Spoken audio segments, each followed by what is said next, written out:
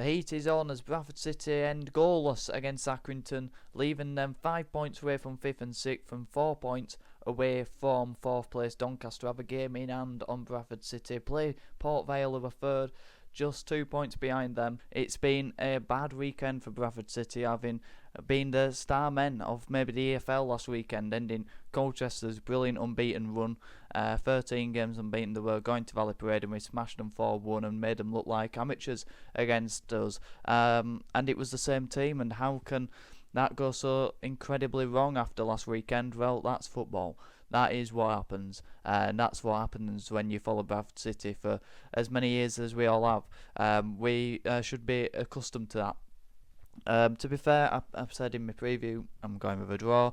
For a long time I predicted a draw of this game because it's just a type of game we draw, get a point against Accrington and then we'll go and beat Port Vale, and I do believe that we will. And if we don't beat Port Vale, then I'd be concerned, but right now I'm not. I've seen more than enough in this team in the last 4 months that we can get promotion this season. And I say 4 months because I did my maths wrong.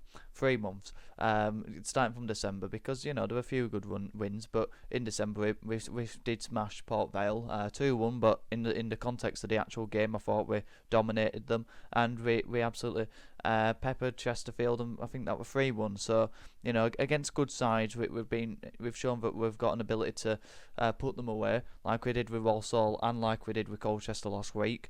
And we've struggled against these sorts of teams. I mean, Accrington in the reverse fixture, we beat them just by the goal to nil with a fantastic roadie from Alex Patterson. That's what separated that game.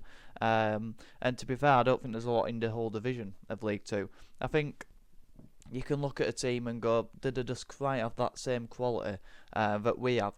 I think that was the difference in that game, but also in this game. I think Accrington probably on the balance of the game played the better football, and particularly in the first half. I think second half, sort of 60th minute to 80th minute, I thought we dominated them, and unfortunately we didn't get a shot off in that spell, but didn't really show how much domination we did have in that period of time where we had a lot of momentum. We're getting a lot of corners, we had a lot of the ball in their area and just outside of it.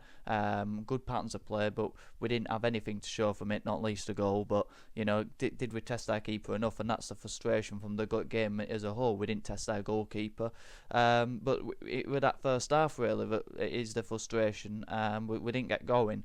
We were sat a bit too deep. I think too much respect given to Accrington, and when we got on the ball, we didn't really have that pattern of play we've been seeing, particularly in the home games, but across the season, it was a hurried ball up towards Kavanagh, who got bullied by Rawson, and then it came back and Accrington got another attack away, and were unlucky not to have scored in that period. I thought Accrington played some really good football whilst we didn't get going, and there's got to be a reason towards that, because I think, yes, Accrington pressed as well. I thought they pushed up the pitch and made it hard for us to play, but I think we just lacked a bit of belief for some reason, because we've shown it in the last few games and we've shown it across the season that we can put teams to bed and we can pass through teams, but we seem to didn't really have that same belief and confidence to be able to pass through Accrington. We played to the right centre back, so we'd hoof it into the channel, and Neil Byrne's not the best on the ball, we know that, but I thought he had a great game defensively, putting a pivotal block in a lot of good blocks in the game, but that first half, a goal saving block again. So credit to Neil Byrne, potentially a match saver. So great defending from him in that period, in that situation. But on the ball, he is a bit of a problem for us. We saw it against Tranmere, where on the ball he's not comfortable or confident, and certainly it looks that way. And that happened again today.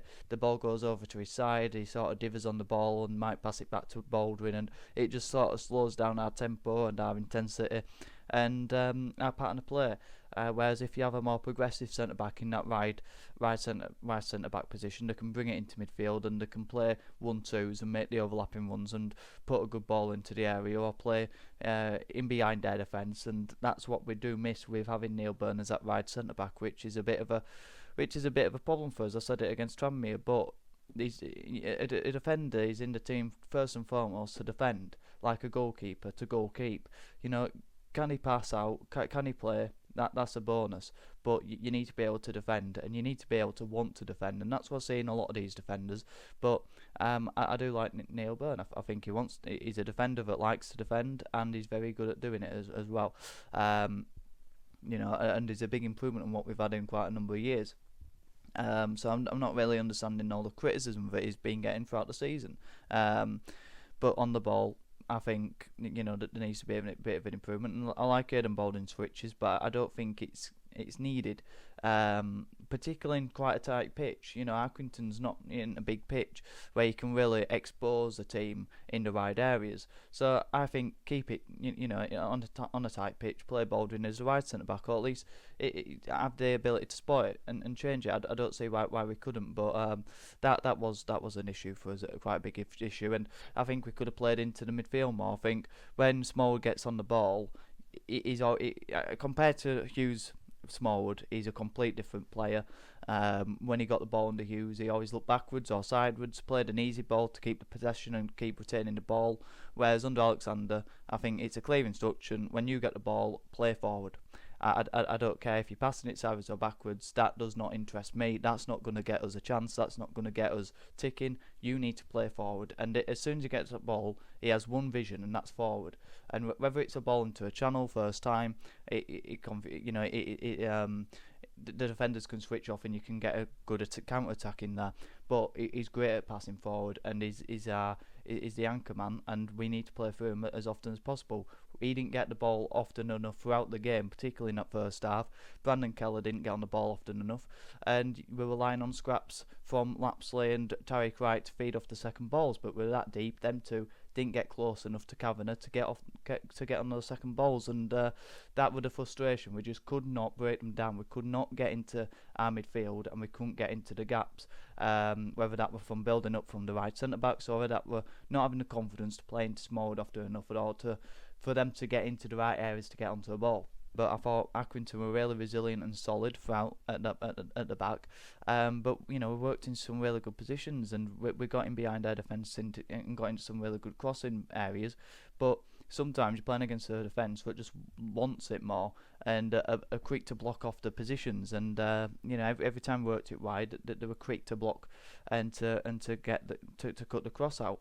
So I thought you've got to praise Accrington for how well they defended. But there was an issue of, did we just lack a bit of belief? Were we just a bit too hesitant? Could we have put a cross in quicker? Could we have got a shot off? And I think the big thing that it comes back to is we needed Andy Cook in that game, and that was the same against Gillingham, similar against Tranmere. And there's been a lot of games where we missed Andy Cook, and you needed Andy Cook in that game to just put it into a back stick, and he's going to get his head on it, and he's going to bully a defender, or he might hold the ball up for you and you can play off him. We didn't have that, and that's not a criticism of Kavanagh. It wouldn't be a criticism of Mellon if he played, because Andy Cook is a phenomenal player in League 2. Anyone would miss him, and he'd be a good player at League 1 level. He's just a special type of player that we have been lucky to have for a number of years, and we can look at his performances, and you can look at how well he played and go, we missed that today. And if you have an Andy Cook in those games like we saw last 3 seasons, it bails you out, and that's certainly what we missed, which is just the unfortunate events of a season that you can get your star man injured, and maybe a Sarsfield we missed as well. But there were a clear difference when Poynton and Patterson came on. Patterson brought the energy, and Poynton, we got a good chance in the second half. I can't remember what ended up, but it didn't end up as promising as it was. But Poynton, couple 2-3 really good touches, really tight, neat touches. So just get away from a defender, wriggled away, and I think he played in Patterson or Halliday down the side. But that close control that he has to allow the ball to stick to him like a magnet, to get away from a player. He's got that special ability to dribble away and keep the ball stuck to him, which is a special technique and talent that you can't really teach. It just comes natural to you, and Poynton certainly gives that, and that's what we've missed. So against Tuesday, them two are going to be vital. I think it would have been unfair to have changed the team from Colchester, particularly with having a week, but playing on Tuesday. I think it's good as well that Point and Patterson have been brought in easily into the team. You know, had a few minutes played in, more of an easy, comfortable game against Colchester, whereas now they came into a pressure cooker where they had to perform. And then on Tuesday, there's not going to be a game like that now for until Doncaster away. But every game is a must-win now, particularly with 3 of the last 4 we haven't won.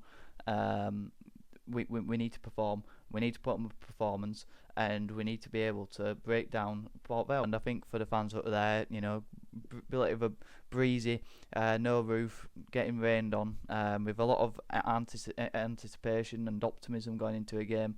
It's hard one for the fans to watch who have travelled there. All 2,700 of them who were fantastic. I think one thing I would say is that the atmosphere could be better. That's not been criticising, but I think it's just a general observation of, I think we can take it to a next level to try and feed that onto a pitch, because I think there's a lot of nerves in the stands at the minute. Against Colchester it were great, but I think we as a 12-man need to, yes, we're nervous, but let's not try and get that feeding onto a pitch, because if the players can feel that nervous energy, then they're going to feel that nervous themselves. So I think we've got to take that to the next level, and I'm not saying it's been bad. I just think it's been fairly average for the amount of support and the amount of atmosphere that I think we can all expect of ourselves, because we've got the best fan base in the Football League. I have no doubt about that, with the numbers, with the loyalty, and with the volume of atmosphere that I've heard at Valley Parade and across the Football League. As a Bradford City fan, there's nothing like being a Bradford City fan. I love it, and it's the connection that the fans have amongst each other. And I think that we can do more to let that transcend onto a pitch with how well the players have been playing. And there's not much like it now with this running. We've dropped some big points in the last 4 games. We've left it a bit hard for ourselves now, because if we won that, would have been fairly straightforward. We'd have been top of the league. We'd have been having the beach ball out. We'd have been having a nice relaxing week in the sun, because it's going to be a lovely week this week, even though I've got cold now, as you can probably tell. I hope I don't sound like Jamie Redknapp. But yeah, it was a disappointing game. I don't think you can be angered by it. I don't think there's room for meltdown. We've just got to make sure we beat Port Vale, and if we do it draw, we can't lose to Port Vale. If we lose to Port Vale, I'd be very concerned, and I'd be sweating cobs. I'd be panicking. But yeah, we're a bit of a McDonald's game. It's not a tea. There's not a lot of crunch in it. It leaves you wanting more. It were nice. It'll do. But it's not a carver, and we need a carver performance against Port Vale. We need to be able to have our tea and feel absolutely stuffed left, like we've left nothing left on that pitch. We need that plate licked clean, no gravy left, no carrots to help you see in the dark, and we're going to need to see in the dark, because it's going to be a very dark night at Port Vale, although the clocks are going back, so make sure you do change your clocks, because it might not be quite as dark come quarter to 8 o'clock. So yes, make sure you do that, and don't forget. But let me know your thoughts in the comments down below on the 0-0 draw to Accrington. Disappointing, not the end of the world. Well, like the video if you did, and subscribe if you're new. On the road to 900 subscribers. We are only 17 subscribers off. The support recently in this last month has been sensational. I think 70 odd subscribers in this month. It's been massively appreciated. Look, let's keep it going. We're now only 120. 170, I can't think. We're around 100 away from 1,000, which is the end goal. So if we could get there as quickly as possible with your help, get your auntie on. Get anyone who has a YouTube account on. If you like me that much, do it, please. Have a good one.